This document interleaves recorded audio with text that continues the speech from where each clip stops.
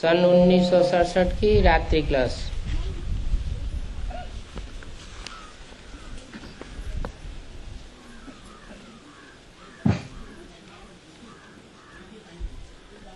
अनुभव तो सब बताते हैं, अज्ञान काल और ज्ञान काल की चलन में फर्क हो जाता है।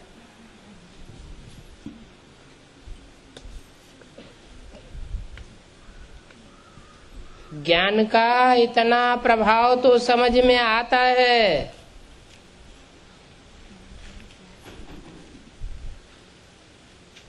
कोई की तकदीर ऐसी होती है जो दैवी गुण धारण नहीं कर सकते।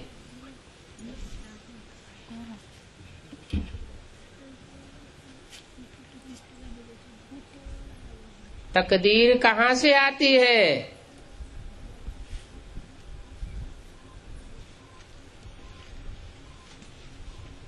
63 जन्मों में जो जो कर्म किए हैं, अच्छे कर्म किए हैं या बुरे कर्म किए हैं,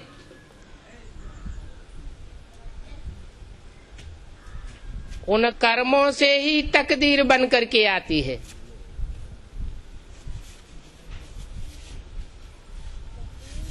अच्छा संग किया है तो अच्छी तकदीर, बुरे कर्म किए हैं तो बुरी तकदीर। लेकिन पिछले 63 जन्मों में भी अच्छे और बुरे कर्म का फाउंडेशन कहाँ पड़ता है?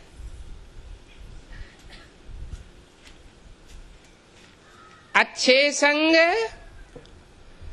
और कुसंग का फाउंडेशन कहाँ पड़ता है? वो यही संगम युग है, जबकि भगवान डायरेक्टर बन करके इस सृष्टि रूपी रंगमंच पर आता है।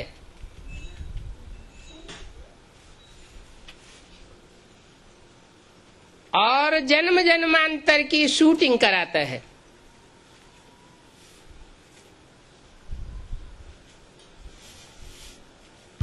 हम एक्टर्स जो आत्मा रूपी एक्टर्स हैं, जन्म जन्मांतर अनेक चोले धारण करते चले आए हैं।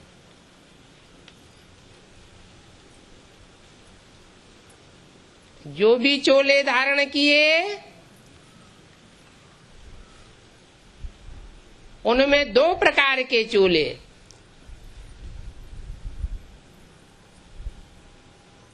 सृष्टि के आदि काल से लेकर के मध्य काल तक जिन्होंने देवताई चोले धारण किए,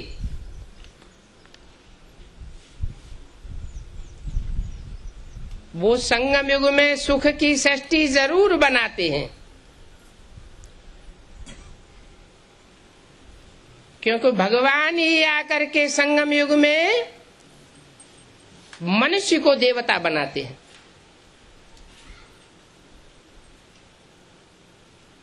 मनुष्य से देवता सब नहीं बनते।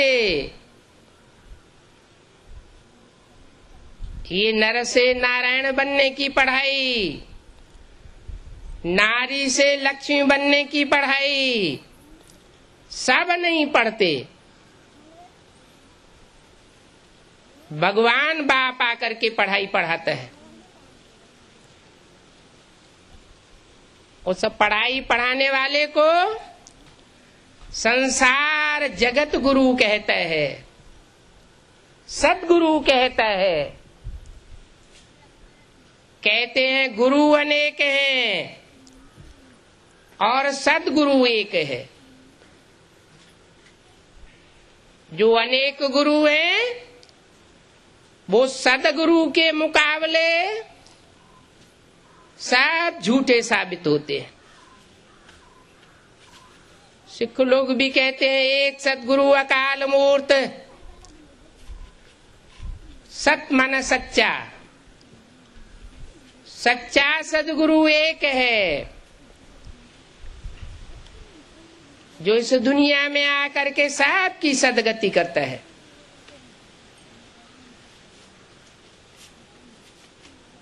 ये बात दूसरी है कि कोई तो इस भगवान की पढ़ाई पर अटेंशन देते हैं और अनेक जन्मों की सदगति प्राप्त कर लेते हैं, राम कृष्ण की दुनिया में पहुंच जाते हैं और राम कृष्ण के संगी साथी बनकर के रहते हैं। कोई अटेंशन नहीं देते हैं, नहीं अटेंशन देते हैं तो राम कृष्ण जैसे जो हीरो हीरोइन पार्टधारी आत्माएं हैं, उनके संग के रंग से दूर रह जाते हैं और देहधारी धर्म गुरुओं के चक्कर में फंस जाते हैं।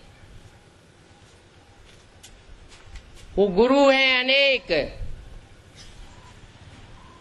2500 वर्ष की हिस्ट्री इस बात को साबित करती आई है कि मनुष्य गुरुओं ने सृष्टि को नीचे ढकेला है,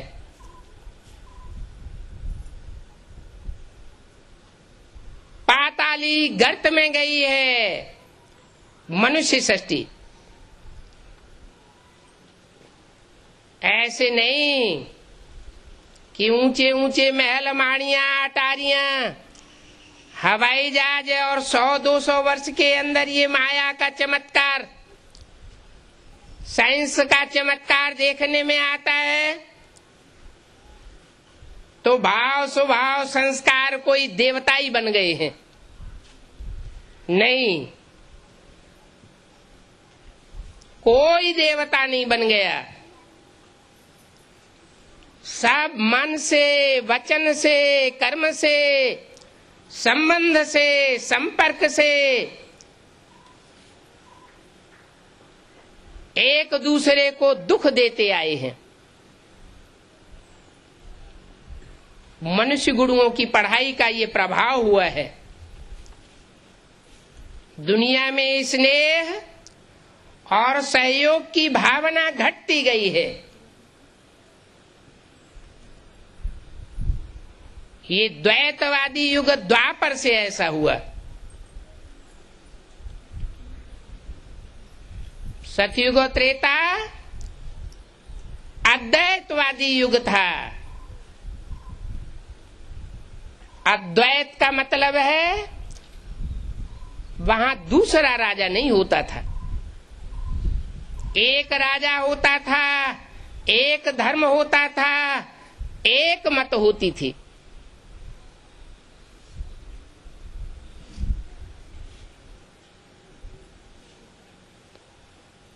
एक कुल होता था, एक वंश होता था, एक भाषा होती थी। इसलिए आपस में वैमनस्य और लड़ाई झगड़े का तो सवाल ही नहीं था, क्योंकि उन्होंने उन सतयुग त्रेता के देवताओं ने एक से पढ़ाई पढ़ी, एक की मत पर चले, एक गुरु से शिक्षा ली। जो गुरु सदगुरु कहा जाता है और उसकी भेंट में जो दुनियावी गुरु हुए वो आज तक भी पढ़ाई पढ़ाते चले आ रहे हैं।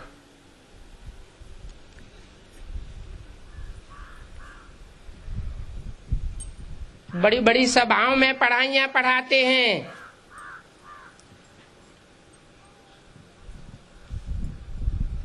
और बाप आकर एक एक बच्चे के साथ मेहनत करते हैं। वो बाप सुप्रीम सोल बाप भी बनता है, क्योंकि आत्माओं को परिचय देता है कि तुम मनुष्य आत्मा हो और मैं तुम्हारा सबका बाप हूं।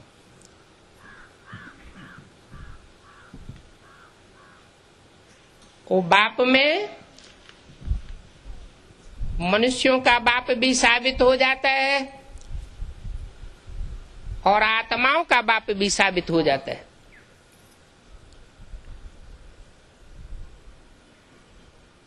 आत्माओं का बाप जन्म मरण के चक्र में नहीं आता, क्योंकि बिंदु बिंदु आत्माएं वो सब पार्टधारी हैं और उनको ज्ञान देने वाला बाप ज्योति बिंदु शिव वो तुरीय पार्टधारी है। वो भी अगर जन्म मरण के चक्र में आने लगे तो इस दुनिया से छुड़ाने वाली कोई आत्मा इस सृष्टि पर नहीं है। सब जन्म मरण के चक्र में फंसे हुए हैं।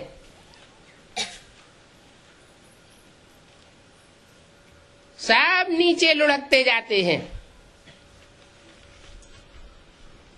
आत्मा की बैटरी सबकी डिस्चार्ज होती जाती है। ये आत्मा रूपी बीज कलयुग के अंत में आते आते जब बहुत कमजोर हो जाता है तो उन आत्मा रूपी बीजों को पावर भरने के लिए या आत्मा रूपी बैटरीज में पावर भरने के लिए वो सुप्रीम सोल बाप शिव इस सृष्टि में आकर के मनुष्य सृष्टि का जो हीरो पार्टधारी है राम और जो हीरोइन पार्टधारी है मृदुल आत्मा कृष्ण, इन दो आत्माओं का विशेष आधार लेता है। उनमें भी एक राम के द्वारा आदि से लेकर के अंत तक मुकर्रर पार्ट बजाता है।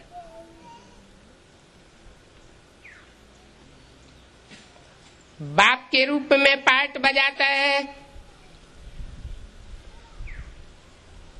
राम के व्यक्तित्व अंतिम जन्म के द्वारा सुप्रीम टीचर का पार्ट बजाता है। सुप्रीम टीचर का मतलब ही है जो सारी दुनिया को पढ़ाई पढ़ाने वाला है, लेकिन उस दुनिया में कोई उसको पढ़ाई नहीं पढ़ा सकता और ऊंचे से ऊंची पढ़ाई पढ़ाने वाला है। जिंदगी का कैरियर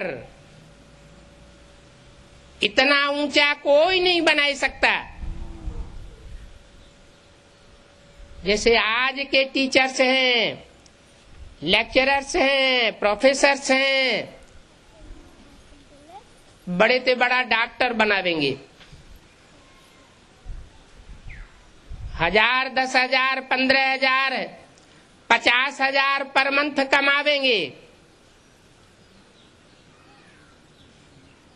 लेकिन एक जन्म के लिए। और वो सुप्रीम टीचर ऐसी पढ़ाई पढ़ाता है कि रामकृष्ण की दुनिया में तो देवी देवता बनकर के जन्म लेते ही रहते हैं। 21 जन्म के लिए भाव स्वभाव संस्कार सिर्फ सुख भोगने का ही बनता है, लेकिन उन्हें 21 जन्मों के आधार पर 63 जन्मों का भी हिसाब किताब द्वापर कलयुग का भी बन जाता है। जो जितना ऊंचा देवता बनता है सतयुग त्रेता में, जितना ऊंचा पुरुषार्थी बनता है संगम युग में, वो उतना ही ऊंचा पाटधारी द्वापर कलयुग में भी बन जाता है। उसमें पुरुषार्थ के संस्कार भर जाते हैं। यहाँ के तीव्र संस्कार द्वापर कलयुग में भी काम करते रहते हैं।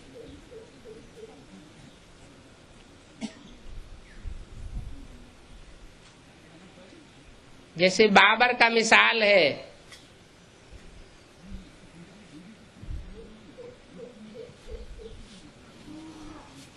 वो अपने जीवन का पुरुषार्थ ऐसा करता है जो सिपाही से सम्राट बन जाता है। एक ही जन्म में इतना तीखा पुरुषार्थ करने के संस्कार हैं।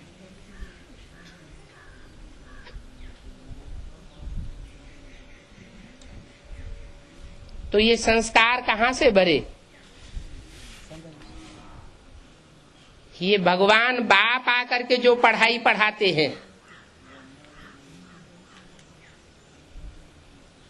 जो भारत का सहज राजयोग सारी दुनिया में प्रसिद्ध है। देश विदेश के लोग आज भी भारत में चक्कर काटते हैं।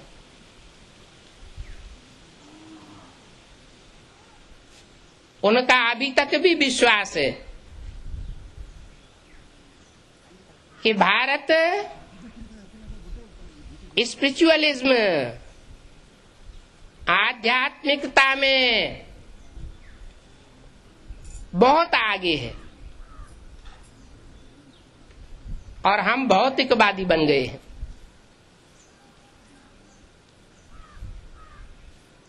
भौतिक सुखों से हमको जो सुख मिलना चाहिए वो नहीं मिला।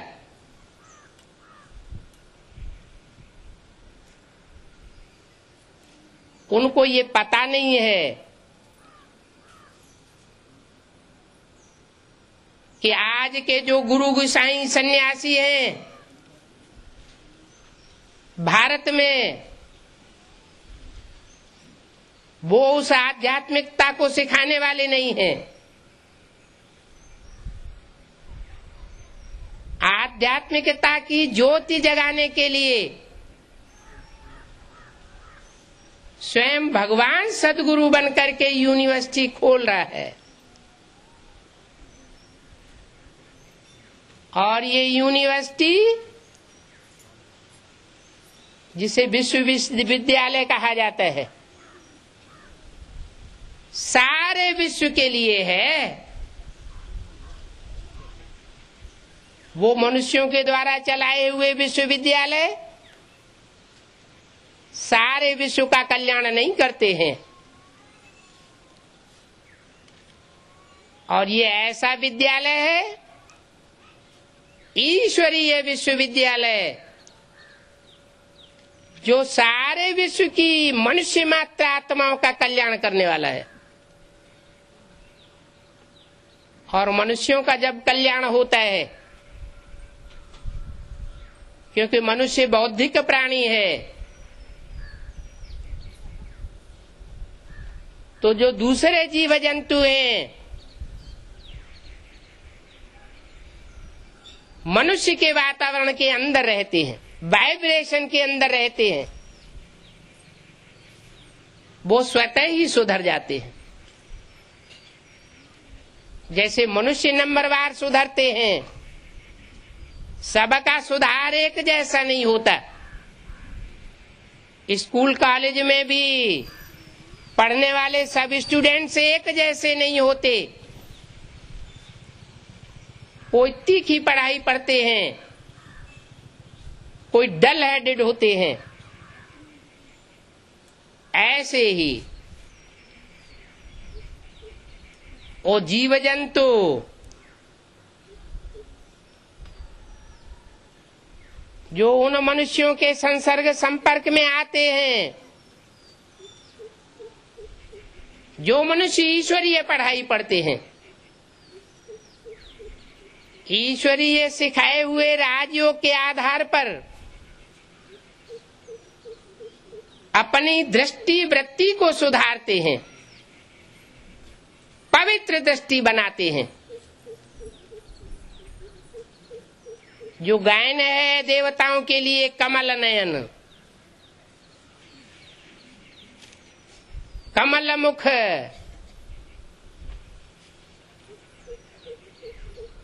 ऐसे वाइब्रेशन बनाने वाली आत्माएं जब संगठित रूप से संसार में काम करती हैं तो उनके वाइब्रेशन सारी दुनिया को अभिभूत कर देते हैं।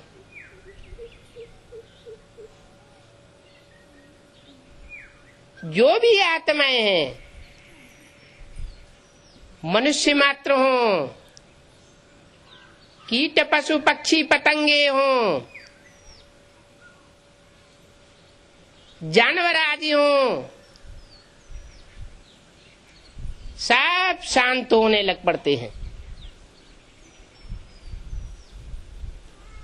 शांति का वाइब्रेशन संसार में बन जाता है और ये अशांत दुनिया खलास हो जाती है।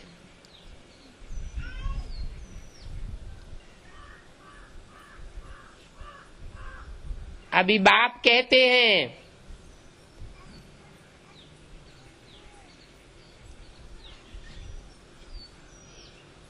ये पढ़ाई फिर किसी जन्म में प्राप्त नहीं होगी।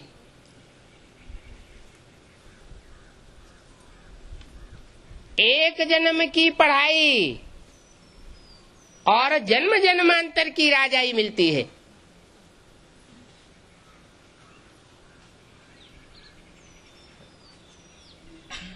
मनुष्य जो पढ़ाई पढ़ाते हैं उसकी ये भी गारंटी नहीं कि उसकी प्रारब्ध एक जन्म में मिले भी न मिले। बहुत से डॉक्टर बन करके रह जाते हैं, उपाधि ले लेते हैं, डॉक्टरी का धंधा सफल नहीं कर पाते। बहुत से वकील बन जाते हैं, LLB कर लेते हैं, 4 आने भी जिंदगी में कोर्ट में नहीं कमा पाते, खेती करते हुए देखे जाते हैं। और ये ईश्वरीय पढ़ाई ऐसी है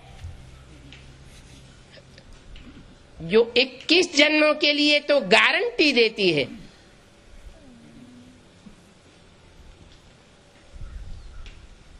कि 21 जन्मों तक इसकी प्रारब्ध निरंतर चलेगी। अगर पढ़ने वाले विद्यार्थी रेगुलर और पंक्चुअल होकर के पढ़ाई पढ़े, रेगुलर का मतलब रोज पढ़ाई पढ़ें और पंक्चुअल का मतलब है टाइम से आए क्लास में, और पूरा टाइम जो 1 घंटे क्लास का है या 2 घंटे है वो अलर्ट होकर के पढ़ाई पढ़े। लेकिन बुद्धि में वो पहचान नहीं होती, नंबरवार पहचान होती है कि वो सुप्रीम सोल शिव जो हम आत्माओं की तरह ही ज्योति बिंदु है, वो ज्योति बिंदु शिव किस मनुष्य शरीर के द्वारा मुकर्रर कार्य कर रहा है।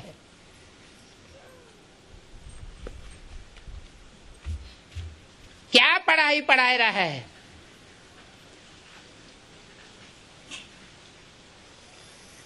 ये भी एक बड़ी भारी परीक्षा है।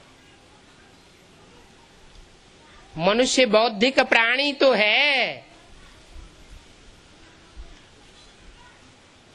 लेकिन भांति भांति की बुद्धि वाले हैं। हर आत्मा में अपने प्रकार की बुद्धि समाई हुई होती है।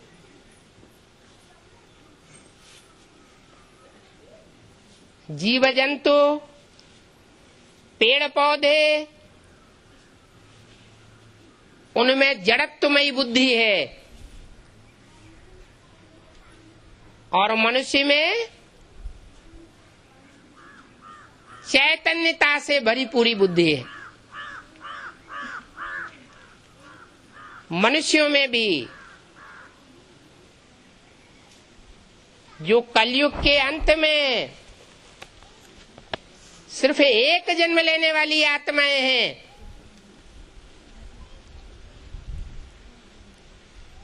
जिनकी संख्या 150-200 करोड़ से भी ज्यादा है,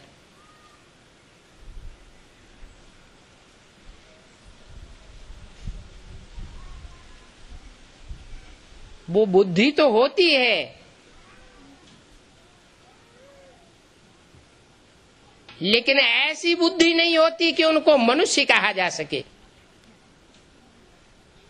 मनु की औलाद कहा जा सके।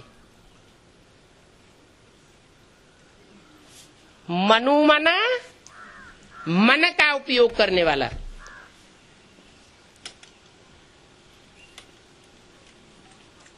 जो मन बुद्धि का उपयोग ही नहीं करता, मनुष्य होते हुए भी उपयोग नहीं करता, जैसे जानवर होता है। कोई भी आवेग आवेगा,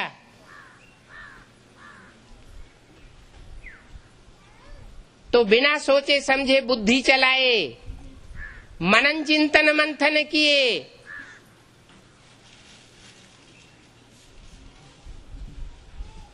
अपना कार्य कर बैठेगा।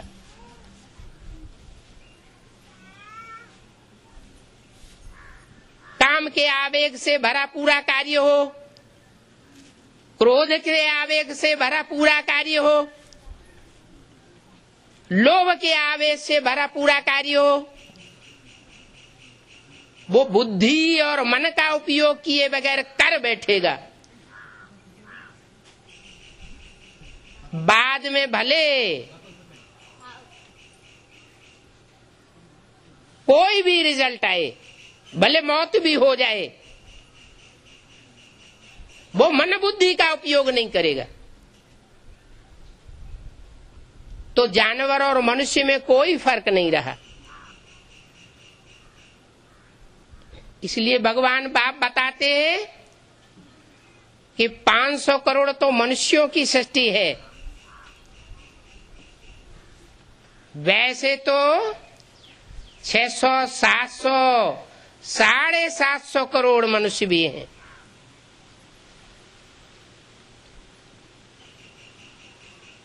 लेकिन वो एक जन्म लेने वाली आत्माएं हैं इस सृष्टि रूपी रंगमंच पर।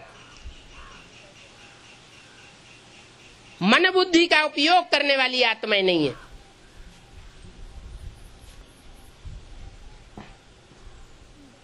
तो जो 500 करोड़ की मनुष्य सृष्टि है, वो मनुष्य सृष्टि को ये कहेंगे, वो सारी मनुष्य सृष्टि एक दिन मनु की औलाद बन जाती है। मन बुद्धि का उपयोग करती है और सुप्रीम सोल परमात्मा बाप को पहचान लेती है।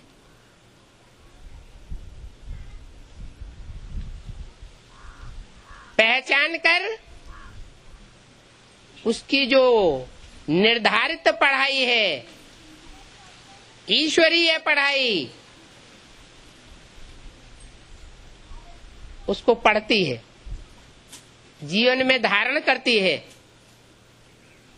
और जैसी जैसी धारणाएं होती हैं, वैसी वैसी प्राप्ति होती है।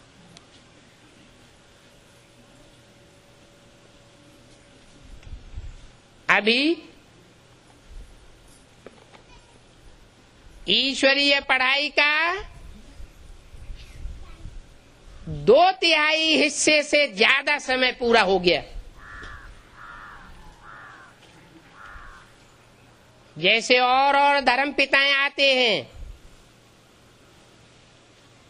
धर्म की स्थापना करते हैं, चाहे इस्लाम धर्म हो, क्रिश्चियन धर्म हो, बौद्ध धर्म हो, सिख धर्म हो, वो 100 वर्ष के अंदर ही अपने धर्म की स्थापना करके काम पूरा कर देते हैं।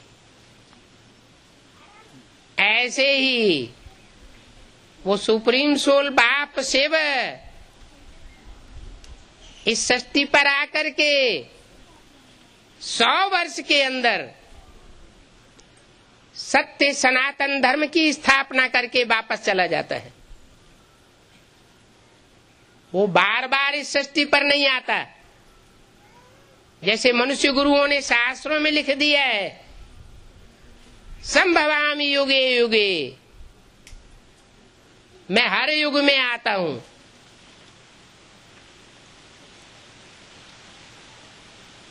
अरे हर युग में आने की दरकार क्या है? लौकिक बाप भी होता है, अपने बच्चों के लिए मकान बनाता है, तब ही बनाता है जब पुराना मकान पूरा हो जाए, पुरानापन आ जाए, दुखदाई हो जाए मकान, तब नया मकान बनाता है। ऐसे नहीं कि नए मकान को तोड़ देगा।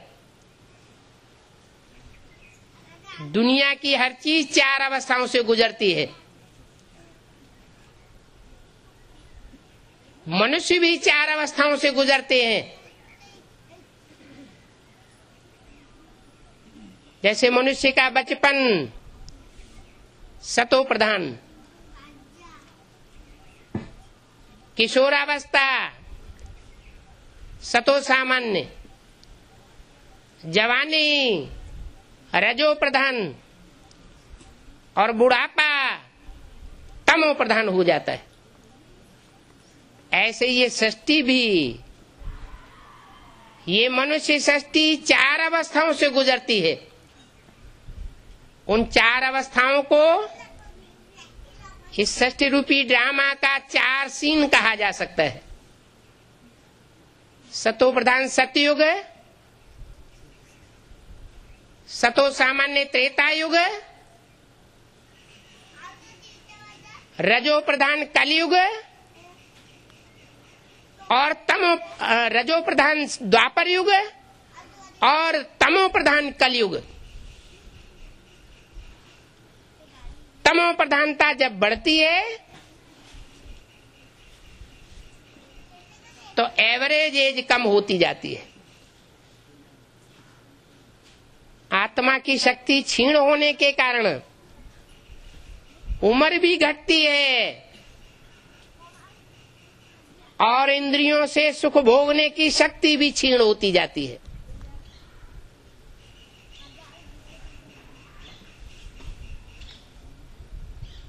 भगवान बाप सुप्रीम सोल आते हैं तो राजयोग के द्वारा आत्मा में शक्ति भरते हैं। वो शक्ति भरने की प्रक्रिया है सहज राजयोग। शक्ति क्षीण कैसे हुई सो भी बताते हैं। सुख भोगते भोगते आत्मा की शक्ति क्षीण हो गई। सतयुग त्रेता में भी सुख भोगे और द्वापर कलयुग में भी सुख भोगे। सतयुग त्रेता में जो सुख भोगे वो अव्यभिचारी सुख भोगे। राधा की दृष्टि कृष्ण में ही डूबती थी, कृष्ण की दृष्टि राधा में ही डूबती थी। दृष्टि मात्र भी विचार नहीं होता था। ऐसी सतयुग त्रेता की देवताई सृष्टि थी। बाकी सुख वहां भी भोगते हैं, इंद्रियों के द्वारा ही सुख भोगते हैं, लेकिन आत्मा की शक्ति धीमी गति से क्षीण होती है। और द्वापर कलयुग में द्वैतवादी युग होने के कारण, अनेक मनुष्य गुरुओं का प्रभाव होने के कारण, अनेक धर्म पिताओं के प्रभाव के कारण, अनेक धर्म और अनेक राज्य फैल जाने के कारण व्यभिचार फैल जाता है, जिसे कहते हैं कुत्तपना, बंदरपना। ऐसा जो व्यभिचार फैलता है, उसके कारण आत्मा की शक्ति बड़ी तीव्र गति से डाउन होती चली जाती है। तो बाप बताते हैं ये रहस्य कि अनेकों के संग के रंग से तुम पतित और विकारी बन गए। अब एक सुप्रीम सोल बाप के संग के रंग से तुम अपनी आत्मा को, आत्मा रूपी बैटरी को, आत्मा रूपी बीज को फिर से 16 कला संपूर्ण, संपूर्ण अहिंसक, मर्यादा पुरुषोत्तम श्रेष्ठ आत्मा बनाए सकते हो। अनेकों के संग के रंग में आकर के द्वैतवादी युग से नीचे गिरते गए। अभी मैं फिर से आया हूं अद्वैत धर्म स्थापन करने के लिए। वहां सतयुग त्रेता में एक ही धर्म होगा, दूसरा धर्म नहीं होगा। इसलिए धारणाएं श्रेष्ठ होंगी। श्रेष्ठ धारणा वालों को ही देवता कहा जाता है, भ्रष्ट धारणा वालों को मनुष्य और राक्षस कहा जाता है। कलयुग में सब राक्षस संप्रदाय बन जाते हैं। कोई छाती ठोक कर नहीं कह सकता कि हम मन वचन कर्म से, तन मन धन से कोई को कभी दुख नहीं देते।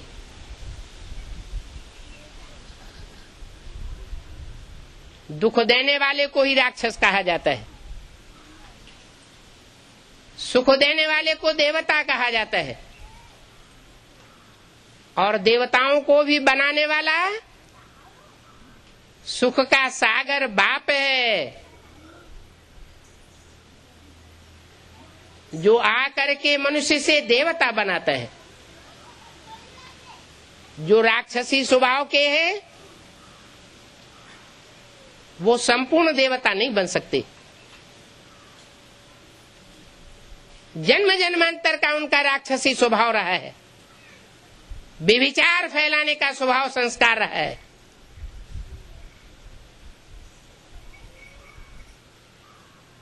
जैसे गुरुओं ने पुस्तकों में लिख दिया कि मनुष्य 84 लाख योनियों में जन्म लेता है, कुत्ता बिल्ला बनता है, बंदर बनता है। उन गुरुओं से प्रभावित होकर के वैज्ञानिकों ने भी कभी लिख दिया था कि मनुष्य आदि में बंदर था, धीरे धीरे बंदर की पूंछ खलास हो गई और वो बंदर से मनुष्य बन गया। आज के वैज्ञानिकों ने वो डार्विन थ्योरी झूठी साबित कर दी। वास्तव में मनुष्य आत्मा की बीज की जो जाति है वो अलग जाति है। भांति भांति की जाति के बीज होते हैं। जैसी जाति का बीज होता है वैसा ही वृक्ष तैयार होता है। मनुष्य जाति का बीज होगा तो मनुष्य ही पैदा होंगे। जानवर की जाति का बीज होगा माना चैतन्य बीज, आत्मा रूपी बीज, तो जानवर ही पैदा होगा। कैटेगरी जानवरों की अलग हो सकती है, जैसे चौपाए जानवर, 4 पांव वाले, 4 पांव से चलने वाले, उनकी जाति विविचार के संक्रमण से बदल सकती है। जैसे घोड़ा खच्चर बन जाता है, ऐसे मनुष्य भी एक जाति है।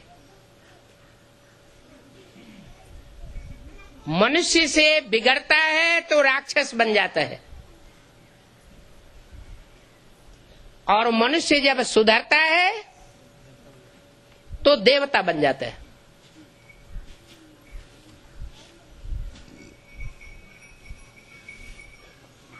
देव योनि में भी कोई पक्के देवता बनते हैं और कोई कच्चे देवता बनते हैं। जो पक्के देवता बनते हैं वो पूरे 84 जन्म लेने वाले होते हैं।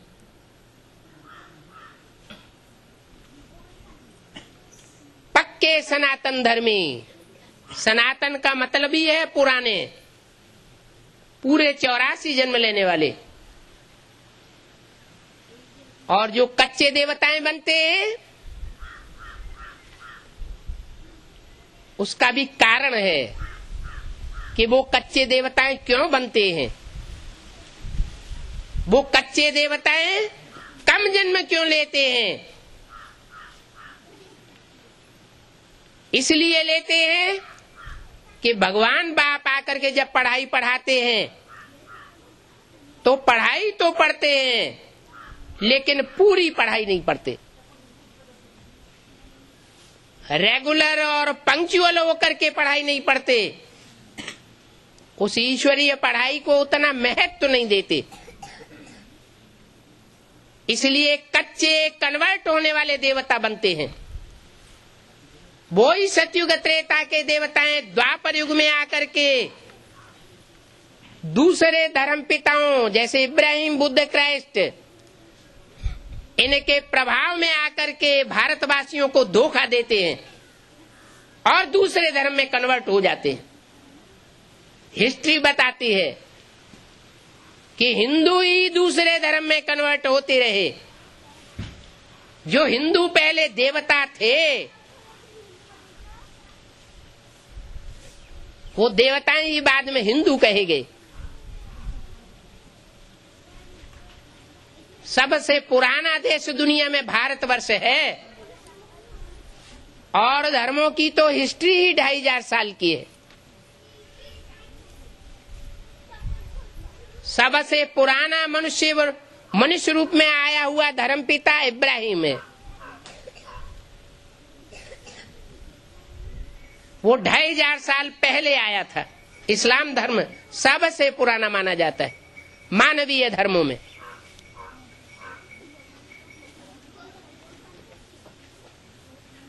लेकिन वो इस्लाम धर्म कैसे बना? इब्राहिम ऊपर से आया तो सारे इस्लामी ऊपर से आकर के नीचे बन गए, या पहले भी मनुष्य सृष्टि थी? पहले भी भारत में मनुष्य सृष्टि थी। जो देवताएं थे उन देवात्माओं में ही ऊपर से आने वाली दूसरे धर्म की आत्माएं प्रवेश करती हैं और प्रवेश करके भारत के हिंदुओं को कन्वर्ट कर लेती हैं। जो कच्चे देवताएं होते हैं वो कन्वर्ट होते हैं, पर धर्म में चले जाते हैं। गीता में भी कहा है, स्वधर्मे निधनम श्रेयः परधर्मो भयावह। अपने धर्म में मर जाना अच्छा और दूसरे का धर्म दुखदाई होता है। दूसरे धर्म के धर्म पिताएं और उनके फॉलोअर्स देवता धर्म के अथवा हिंदू धर्म की आत्माओं को कन्वर्ट करके अपना दास दासी बना करके रखते हैं।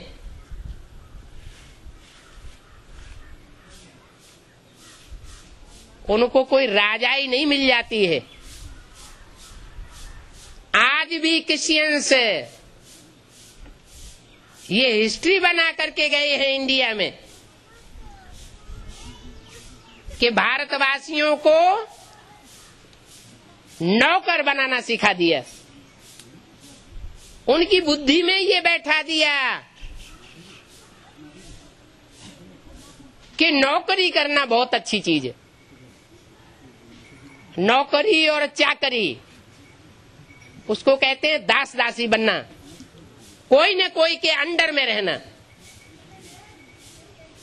वो धर्म पिताएं साहब दास दासी बनना सिखाते हैं और मनुष्य सृष्टि को उन्होंने दास दासी बना करके रखा है। भगवान बाप ही एक ऐसी आत्मा है, सुप्रीम सोल, जो आकर के बताते हैं कि बच्चे मैं तुमको राजा बनाने आता हूं, राजयोग सिखाने आता हूं। तो राजा रानी पद पाना चाहिए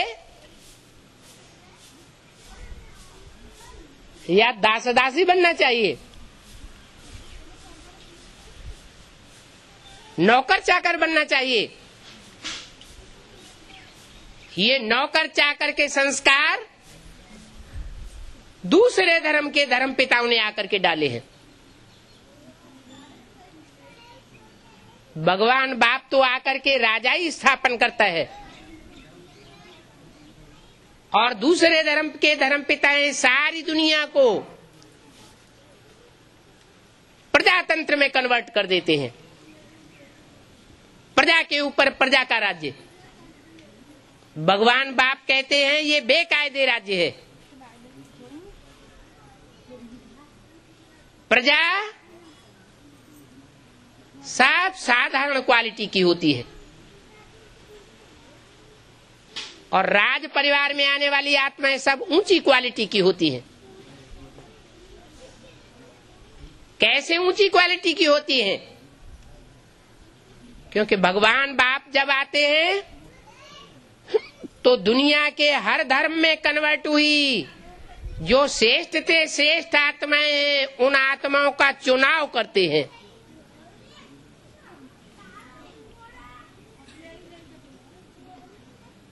और उन श्रेष्ठ से श्रेष्ठ आत्माओं को चुन करके पढ़ाई पढ़ाते हैं। जिस ईश्वरीय पढ़ाई को पढ़ करके उन आत्माओं में ये संस्कार पक्का होता है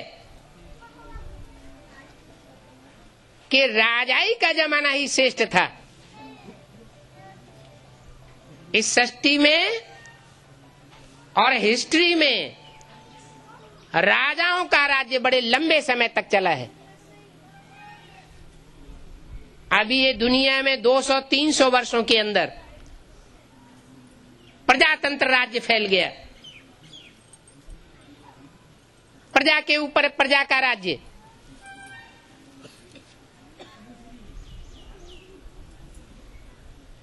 ये भगवान बाप आकर के नहीं बनाते। बाप तो आकर के सिखाते हैं बच्चे आधीन रहना नहीं है, अधिकारी बनना है, राजा बनना है, महाराजा बनना है, और एक जन्म के लिए नहीं, जन्म जन्मांतर के लिए। हिस्ट्री में जो छोटे बड़े राजाएं हुए हैं, कोई बताए कि इन राजाओं को राजाई करना किसने सिखाया, कब सिखाया? डॉक्टरों को डॉक्टरी सिखाई जाती है, वकीलों को वकालत सिखाई जाती है, इंजीनियर्स को इंजीनियरिंग सिखाई जाती है। इन राजाओं को राजाई करना किसने सिखाया, कब सिखाया? वो भगवान ने सिखाया। भगवान आकर के राजा बेटा बनाता है। ये जन्म जन्मांतर के संस्कार,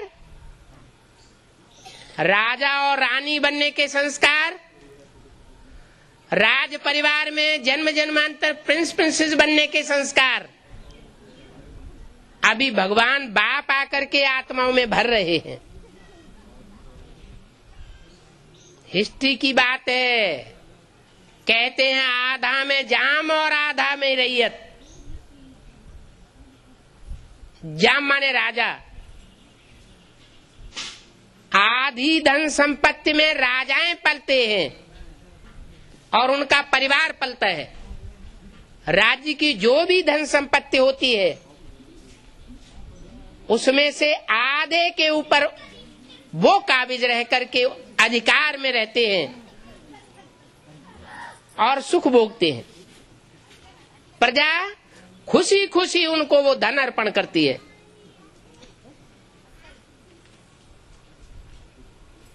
और आधे में सारी प्रजा पलती है।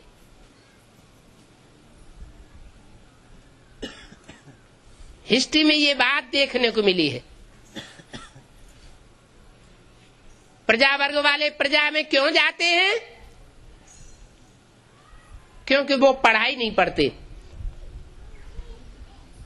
और राजवर्ग वाले राजा क्यों बनते हैं? राजघराने में जन्म जन्मांतर क्यों जन्म लेते हैं? क्योंकि उन्होंने भगवान बाप की पढ़ाई हुई पढ़ाई को पढ़ा, भगवान बाप को पहचाना। भक्त लोग तो ऐसे ही बिना जाने बिना पहचाने मंदिरों में जाकर के भगवान की पूजा करते रहते हैं। कोई राम के रूप में भगवान को मानते हैं, कोई कृष्ण के रूप में भगवान को मानते हैं, अंधश्रद्धा पूर्वक, ज्ञान की दृष्टि से पहचान करके नहीं। बाप ये अंधश्रद्धा का खंडन कर देते हैं। भक्ति है अंधश्रद्धा और ज्ञान है श्रद्धा विश्वास को पक्का करने वाला। श्रद्धा विश्वास अच्छी चीज है, लेकिन श्रद्धा विश्वास अगर उसमें अंध शब्द मिल गया, अज्ञानता आ गई, ऐसे ही कोई के ऊपर श्रद्धा धारण कर ली, विश्वास पैदा कर लिया, तो वो भक्ति हो जाती है।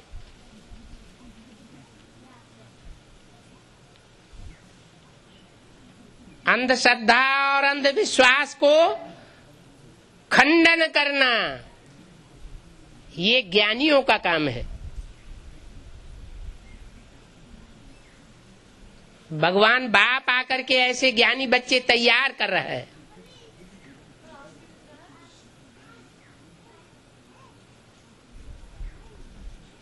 वो ज्ञानी बच्चे एक एक बात, एक एक कदम जो बढ़ाते हैं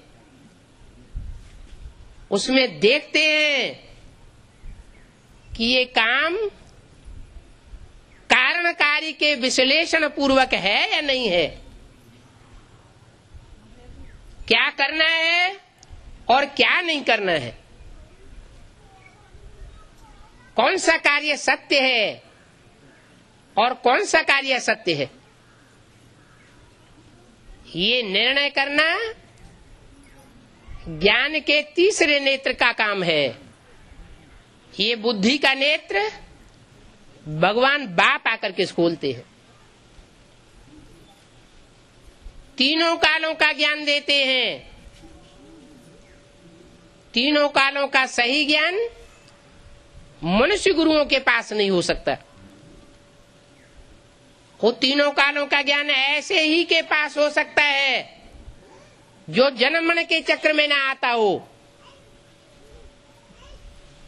वो जन्म में और मरण के चक्र में ना आने वाली आत्मा सदा शिव है, सदैव कल्याणकारी है।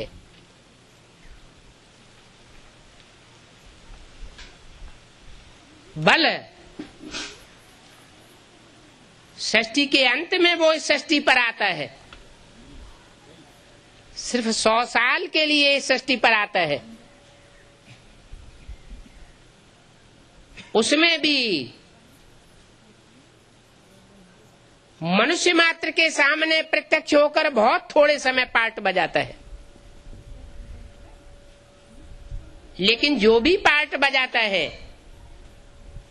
पार्ट तो शरीर के द्वारा ही बजाया जाएगा, शरीर की कर्मेंद्रियों के द्वारा ही बजाया जाएगा,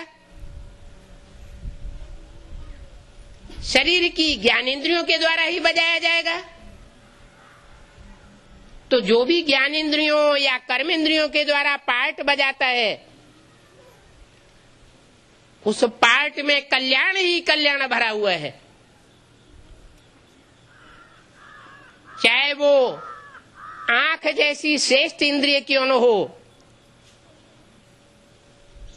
और चाहे वो कामांग जैसी भ्रष्ट इंद्रिय क्यों न हो, वो मनुष्य रूप में आता है, साधारण मनुष्य तन में आता है। तो साधारण मनुष्य तन में आकर के सर्वसाधारण मनुष्यों की तरह ही तो कार्य करेगा, लेकिन जो भी कार्य करेगा उसका रिजल्ट कल्याणकारी होगा, अकल्याणकारी नहीं हो सकता। इसलिए उसका नाम शिव है, शिव नहीं सदा शिव, सदैव कल्याणकारी। अकल्याण का नाम निशान नहीं। शिव नेत्र कहा जाता है, शिवलिंग कहा जाता है। कहते हैं दृष्टि से सृष्टि सुधरती है। ट्रकों में लिखा हुआ देखा होगा, बुरी नजर वाले तेरा मुंह काला। तो बुरी नजर से बुरा असर होता है ना। कल्याणकारी शिव की दृष्टि से सारी सृष्टि सुधर जाती है। वो शिव नेत्र कहा जाता है। वही शिव नेत्र दृष्टि से सृष्टि को सुधारने वाला भी है। और शास्त्रों में लिखा है कि वही नेत्र जब खुलता है तो आसुरी सृष्टि का क्या हो जाता है? विनाश हो जाता है। आसुरी सृष्टि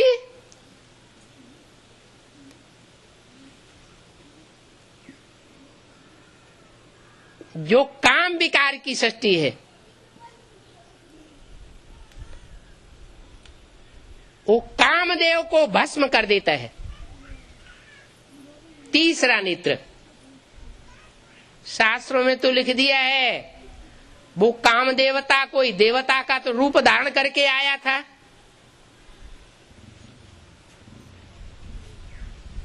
अब वो कोई काम देवता काम देव नहीं होता है।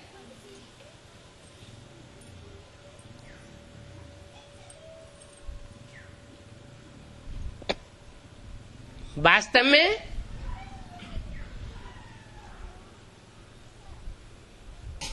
जो राम बनता है वो ही सारी सृष्टि को आकर्षण करने वाला कृष्ण है। राम और कृष्ण का एक ही चोला होता है,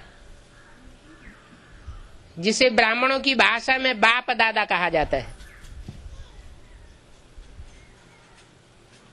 भक्तों की भाषा में अर्धनारीश्वर रूप दे दिया है। वो राम कृष्ण की आत्माएं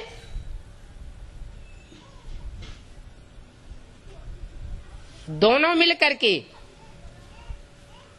स्थापना, पालना और विनाश तीनों ही कार्यों को संपादन करती है। और वो तीनों कार्यों को संपादन करने वाली मूर्तियां शिव की मूर्तियां हैं, इसलिए उनको त्रिमूर्ति शिव कहा जाता है। ये तीन मूर्तियों को जिन्होंने पहचान लिया, जो मूर्तियां अभी प्रैक्टिकल में संसार में कार्य कर रही हैं, प्रैक्टिकल माना शरीर के द्वारा, उसने ही भगवान को सही तरीके से पहचाना। क्योंकि भगवान भाग्यवान बनाने के लिए आया हुआ है। भाग्यवान सब नहीं बनेंगे। जो द्वापर युग से परम धाम से नीचे उतरने वाली आत्माएं हैं, उनको भाग्यशाली नहीं कहेंगे। क्यों? क्योंकि वो सब आत्माएं दूसरे धर्म की आत्माएं हैं।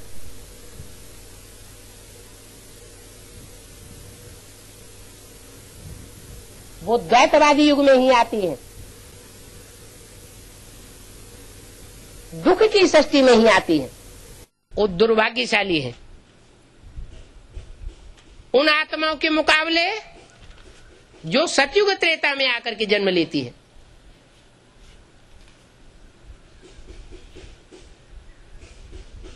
जो सतयुग त्रेता में आकर जन्म लेने वाली आत्माएं हैं, उनमें भी दो प्रकार के हैं।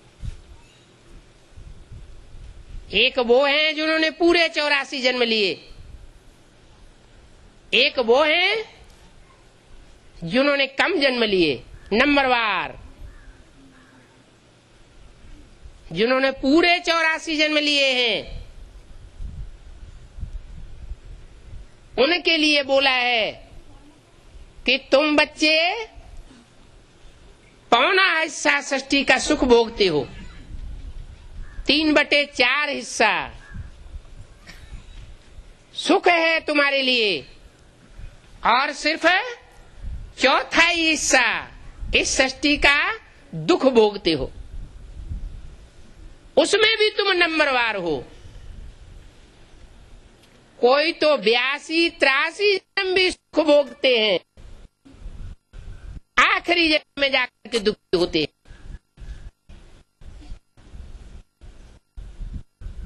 तो ऐसी पढ़ाई जो सुख का सागर बाप आकर के पढ़ा रहा है, अब नहीं पढ़ेंगे तो कब पढ़ेंगे? ओम शांति।